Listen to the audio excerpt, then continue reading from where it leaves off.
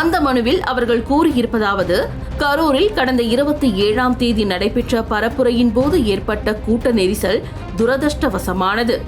கட்டுப்படுத்த முடியாத அளவுக்கு கூட்டம் கூடியது.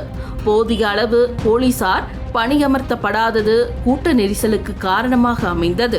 அனுமதி கோரிய போது குறிப்பிட்ட அளவை விட தொண்டர்கள் அதிகமாக குவிந்ததன் காரணமாகவும் இந்த அசம்பாவிதம் ஏற்பட்டது. மேலும் இந்த பரப்புரை கூட்டத்திற்கு பெண்கள், குழந்தைகள், முதியவர்கள் யாரும் வரவேண்டாம் என்று தமிழக வெற்றிக் கழக தலைவர் விஜய் மற்றும் கட்சியின் சார்பில் தொடர்ச்சியாக வலியுறுத்தப்பட்டது. மேலும் காவல்துறை உரிய வழிமுறைகளை வழங்க தவறிவிட்டனர்.